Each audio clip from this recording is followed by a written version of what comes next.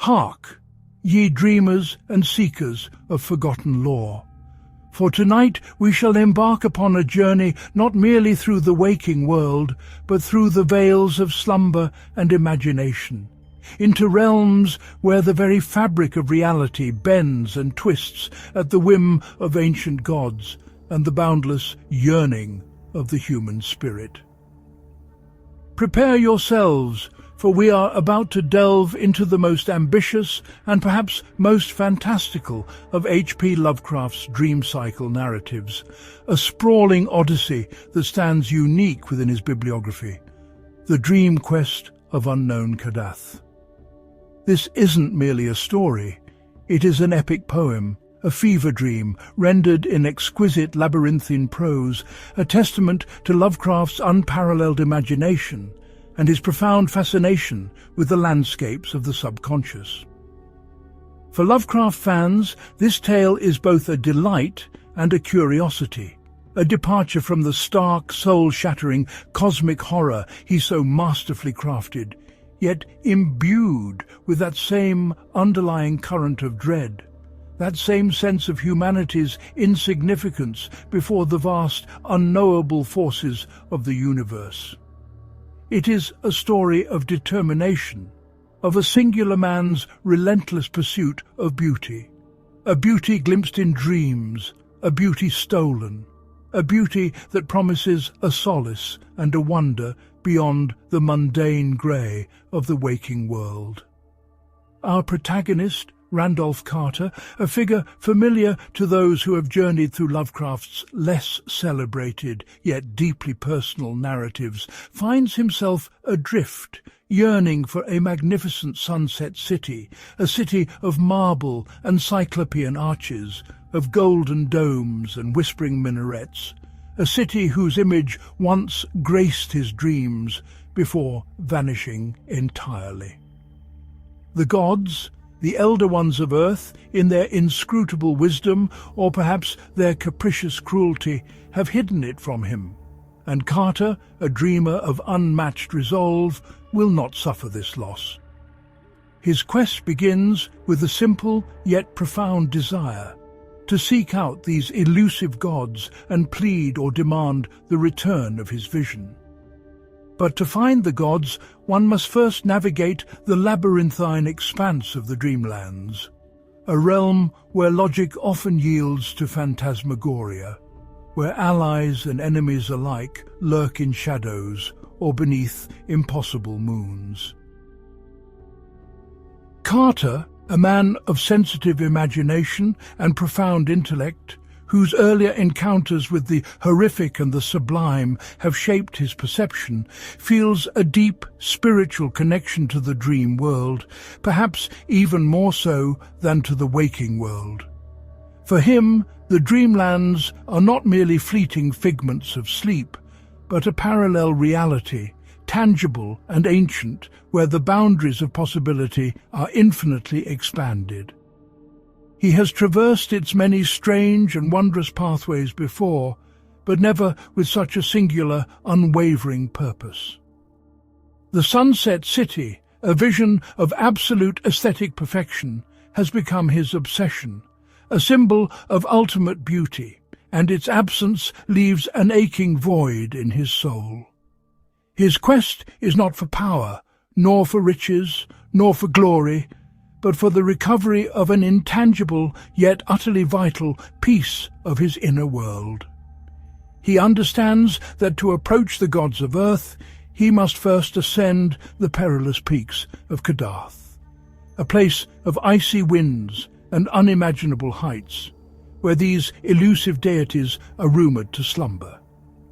But the journey to Kadath is not a straight path. It is a pilgrimage through a dreamscape teeming with wonders and terrors. Carter's initial steps take him from the familiar comforting lanes of the Dreamland's waking frontier, from the quaint village of Ulthar, famous for its law against killing cats and the myriad feline inhabitants that roam its cobbled streets. Here, in Ulthar, where the memory of an old man's cruelty and a boy's grief shaped a lasting decree, Carter seeks counsel, hoping to glean knowledge of the gods' whereabouts. But the cryptic counsel he receives points him towards distant, more perilous lands. He learns that the gods are not easily found, that they often wander from Kadath, sometimes in their lesser forms, mingling with mortals in places like Celepheis, or even descending to the more treacherous underworld. This initial guidance, far from discouraging him, only stokes his resolve, reaffirming the difficulty and the grandeur of his task.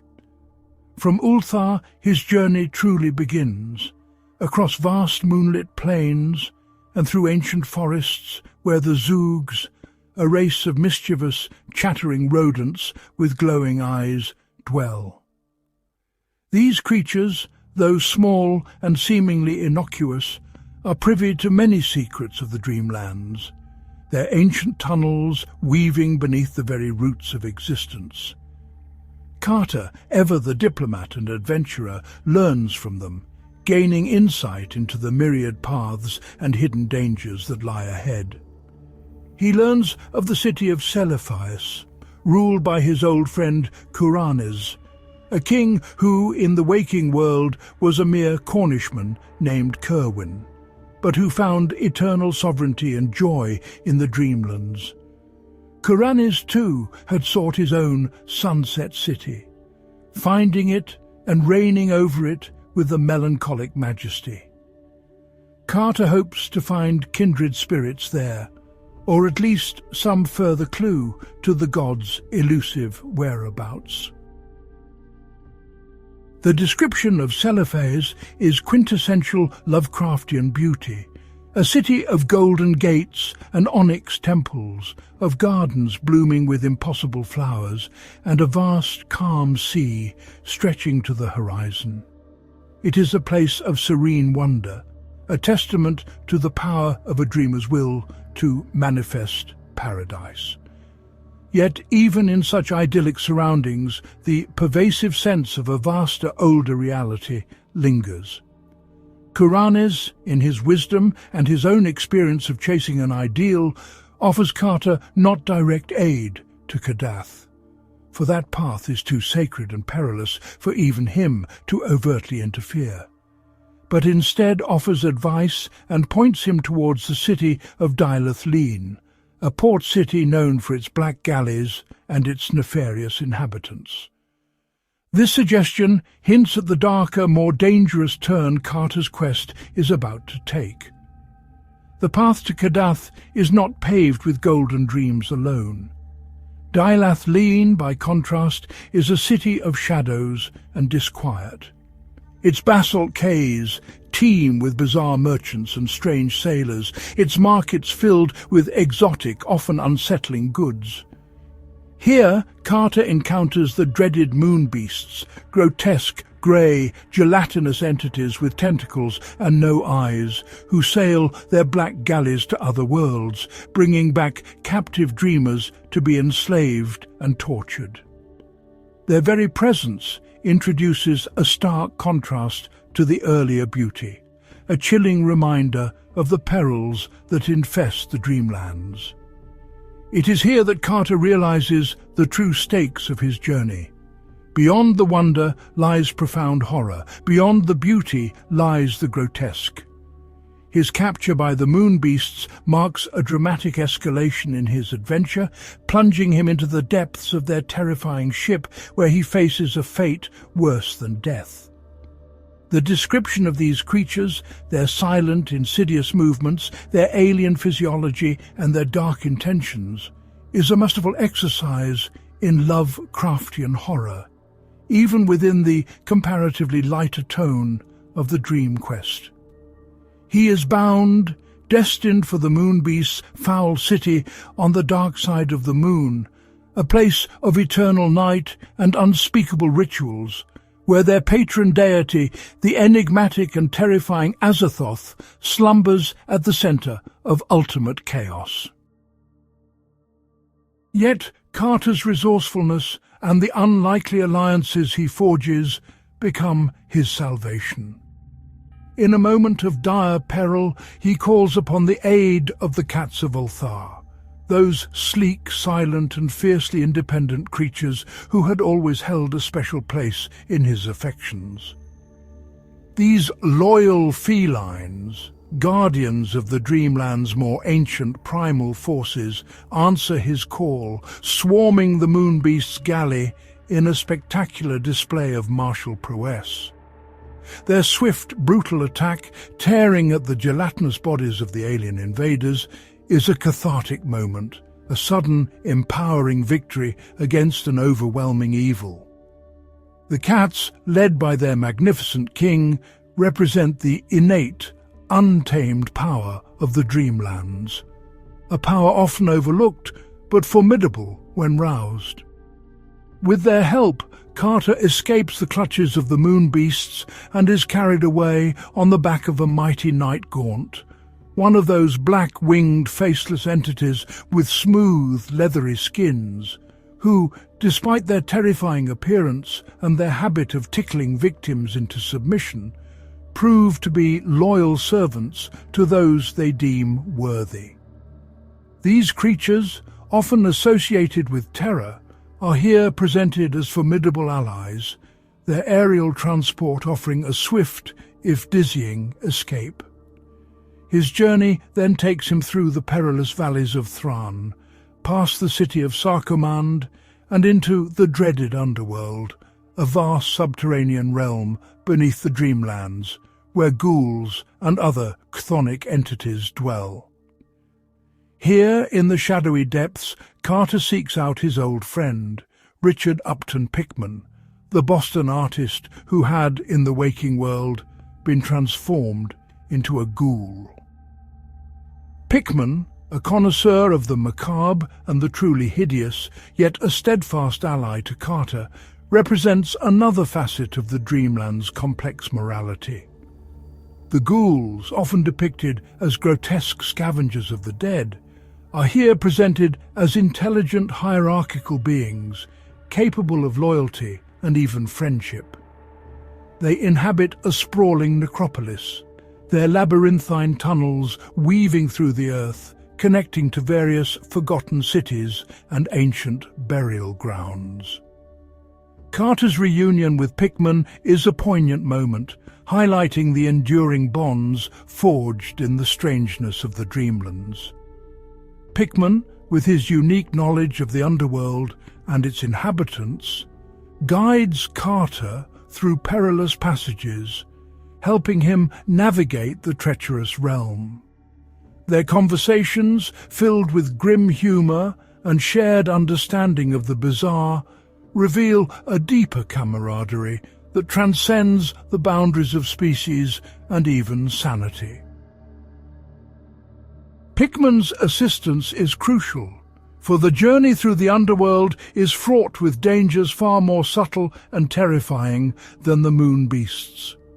They encounter various monstrous entities, navigate chasms of unfathomable depth, and pass through cities long abandoned by all but the most ancient and unspeakable horrors. The atmosphere beneath the earth is one of oppressive claustrophobia and looming dread, a stark contrast to the airy landscapes above. Yet Carter presses onward, his resolve unwavering, his gaze fixed on the ultimate prize, the Sunset City. The ghouls, with their intimate knowledge of the subterranean world, provide an invaluable network of information and transportation, guiding Carter to a pivotal location, the Cavern of Flame. This colossal incandescent cavern, a place of incredible heat and light, is where the Night-Gaunts, those loyal but fearsome flying creatures, gather.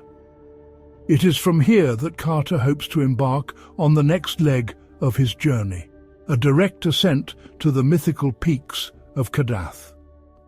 The image of the Cavern of Flame, with its roaring furnaces and the ceaseless activity of the Night-Gaunts, is one of the most vivid and powerful in the narrative, a vision of elemental power and strange beauty that yet retains an edge of peril. Riding a Night-Gaunt, Carter begins his arduous ascent towards Kadath. The climb is through desolate, icy peaks, soaring above clouds and mist into an altitude where the very air thins and the stars seem impossibly close. The descriptions of Kadath are stark and majestic, a frozen citadel of granite and ice, impossibly ancient, where the very concept of time seems to falter. The solitude of Kadath is absolute, emphasizing the isolation of the gods and the immense gap between humanity and these elder entities. It is a place beyond human comprehension, an altar to forces that shaped existence itself. The journey to the summit is not merely physical, it is spiritual, a stripping away of worldly concerns, leaving only the raw, unadulterated purpose of Carter's quest. Upon reaching the highest peaks, Carter does not immediately find the gods. Instead, he finds himself in a vast, empty monastery, ancient and silent, its architecture hinting at rituals and entities from beyond mortal ken. This empty sanctuary is unsettling, a place where the expectation of an encounter clashes with profound emptiness. It's here that the narrative takes an even stranger turn, as Carter realizes that the gods he seeks are not truly dwelling in their physical forms on Kadath. He is guided, or rather manipulated, by forces unseen until he comes face to face with the enigmatic and terrifying Nyarlathotep, the crawling chaos, the messenger and soul and avatar of the outer gods.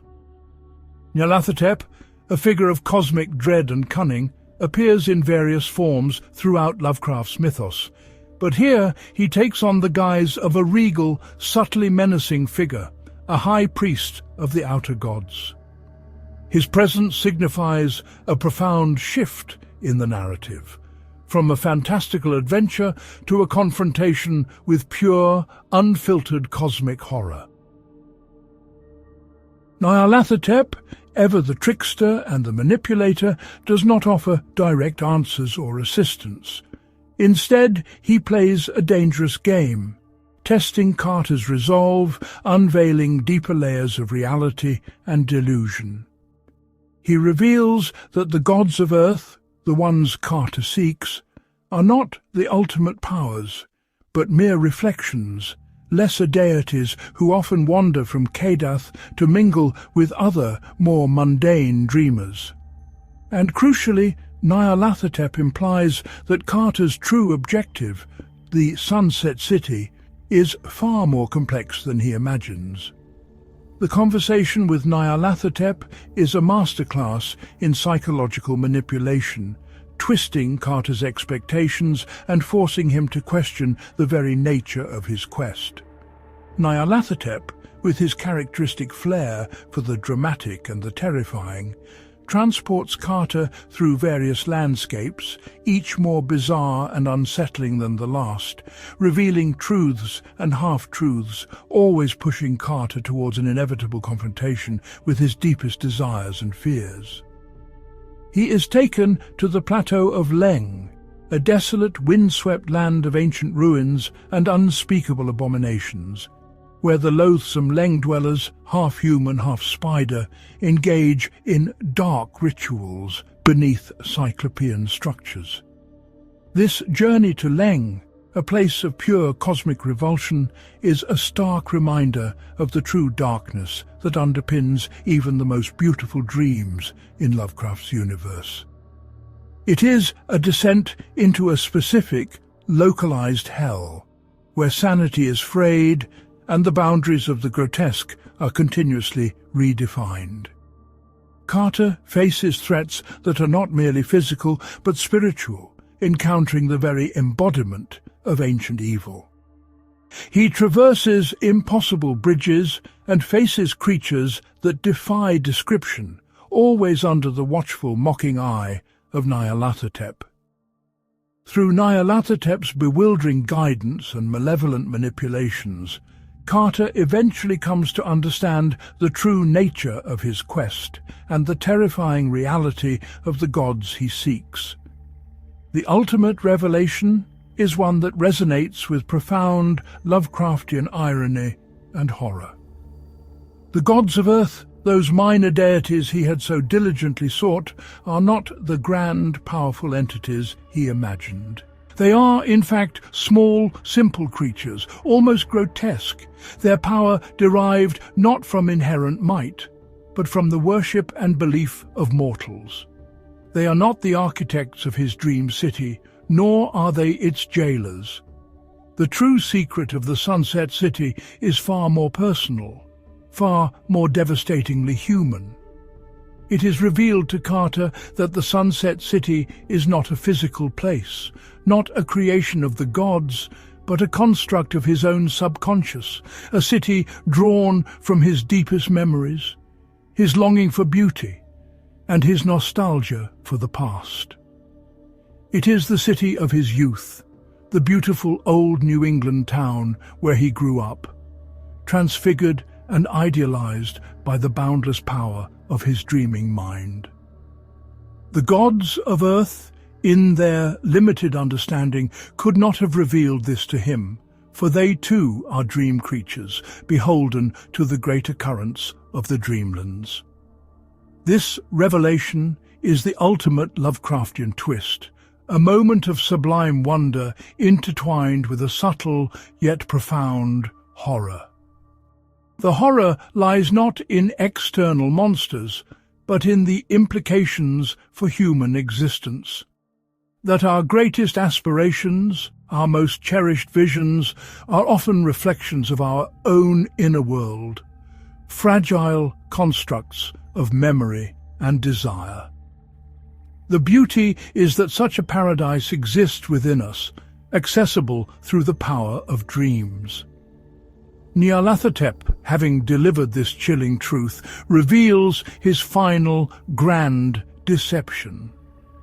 He had intended to deliver Carter not to the Sunset City, but to Azathoth, the blind, idiot god at the center of the universe, the ultimate chaos, whose incessant piping dance is the only thing preventing all reality from unraveling. This ultimate cosmic horror, the idea of being sacrificed to an indifferent, unknowing god, is the true climax of the external threat. But Carter, ever the resourceful dreamer, has one final, desperate maneuver. He refuses to succumb, choosing to embrace his own dream will, asserting his identity and his control over his destiny. With the revelation of the Sunset City's true nature, Carter awakens, not in terror, but with a renewed sense of purpose and understanding. He is returned to the waking world, carrying with him the profound wisdom gained from his arduous journey. The dream quest of unknown Kadath concludes not with a battle against an elder god, but with a deeply personal epiphany, a realization that the most profound wonders and the most terrifying truths often reside within the self. The narrative is a powerful affirmation of the power of the human imagination and the individual spirit, even within a universe that is largely indifferent or hostile. Carter's journey, though filled with external perils, is ultimately an internal one, a quest for self-discovery veiled in the guise of a fantasy epic. The themes woven throughout the dream quest of unknown Kadath are rich and multi-layered, especially for Lovecraft fans. At its core, it is an exploration of lucid dreaming, an idea Lovecraft himself was deeply fascinated by. For him, dreams were not just random neurological phenomena, but portals to another dimension, a realm as real and as ancient as the waking world, if not more so. Carter is the ultimate lucid dreamer, capable of exerting his will over the dreamscape, shaping his destiny, and even calling upon allies from across the Dreamlands. This concept elevates dreaming from a passive experience to an active, exploratory adventure, full of potential and peril.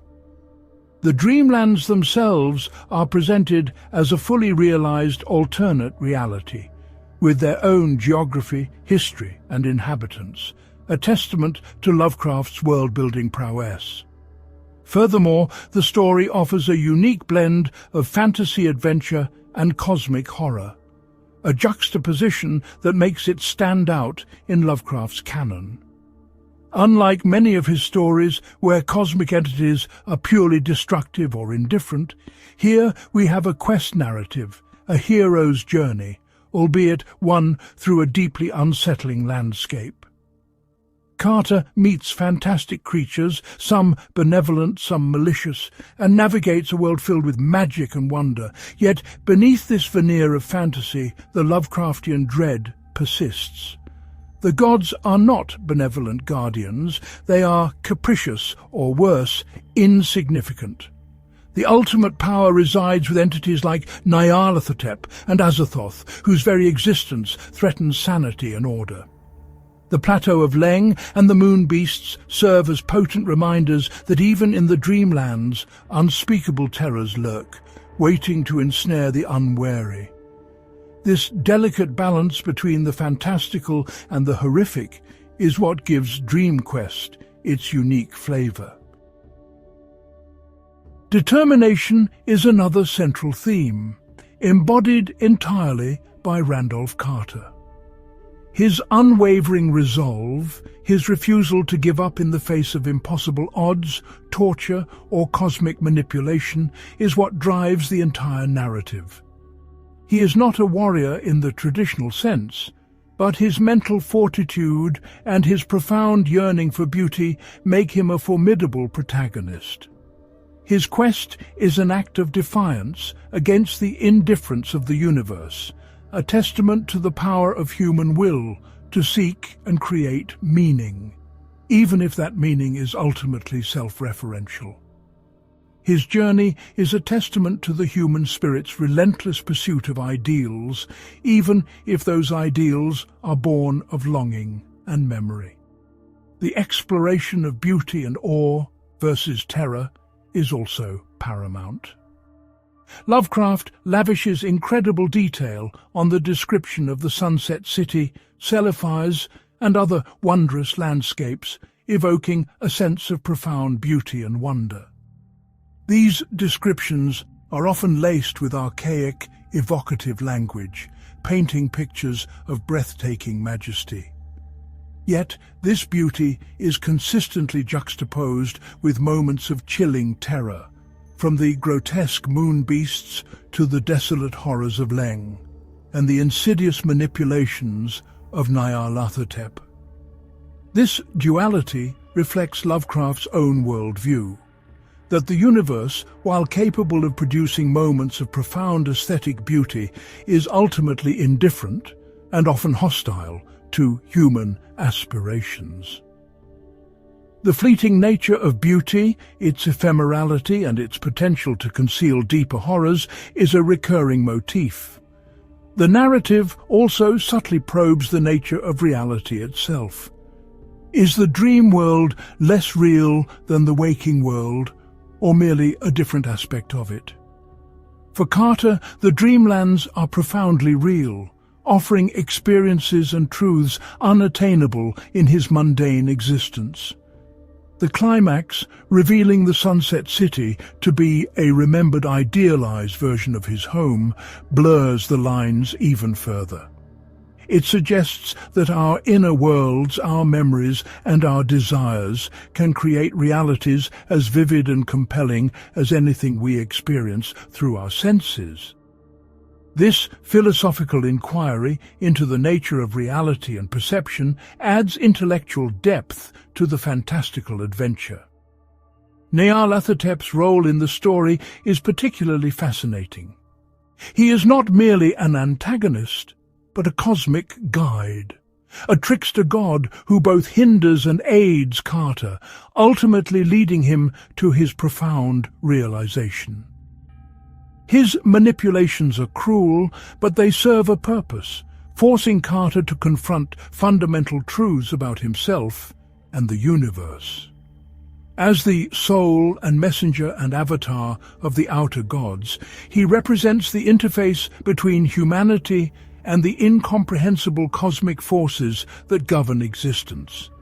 His enigmatic nature, his shifting forms, and his sadistic intellect make him one of Lovecraft's most compelling and terrifying creations. Finally, the dream quest of unknown Kadath is a celebration of the power of imagination, both Lovecraft's and Carter's. It is a testament to the human capacity to construct entire worlds within the mind, to embark on journeys that transcend physical limitations, and to find meaning and beauty in the face of cosmic indifference. For Lovecraft, a man who often struggled with the mundane realities of life, the Dreamlands represented an escape, a playground for his boundless imagination, and a canvas upon which he could project his deepest fears and desires. Lovecraft's unique prose style, always a hallmark of his work, finds a particularly rich expression in The Dream Quest. The language is archaic, ornate, and densely descriptive, laden with adjectives and evocative phrasing that conjures vivid, often overwhelming, sensory experiences. He builds atmosphere through cumulative detail, a technique that allows him to construct immense, ancient landscapes and populate them with creatures both wondrous and terrifying. The sentences are often long and winding, mirroring the labyrinthine journeys within the Dreamlands themselves. This style, while sometimes challenging for modern readers, is precisely what imbues the story with its distinctive dreamlike quality and its sense of profound antiquity. The legacy and influence of the dream quest of unknown Kadath are significant, though perhaps less overtly recognized than his more straightforward cosmic horror tales like The Call of Cthulhu or At the Mountains of Madness. It is a foundational text for the dream cycle, inspiring countless authors and artists to explore the concept of alternate realities accessed through dreams. Its blend of high fantasy and underlying horror has influenced dark fantasy and weird fiction genres, showing that epic quests can still harbour profound philosophical and existential dread. For Lovecraft fans, it remains a beloved anomaly, a sprawling adventure that showcases a different facet of his genius, proving that his imagination was not limited to squamous, tentacled horrors, but also embraced realms of profound beauty and wonder, even if that beauty was always tinged with the shadow of the unknown.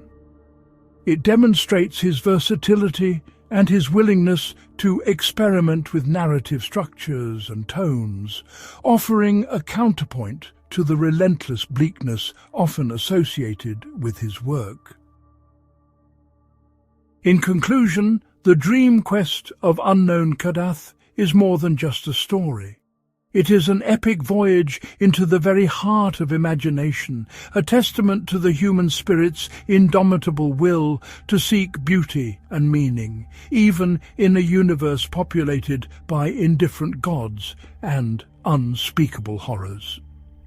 Randolph Carter's journey is a microcosm of the human condition, a relentless pursuit of an ideal that ultimately leads to a profound understanding of self.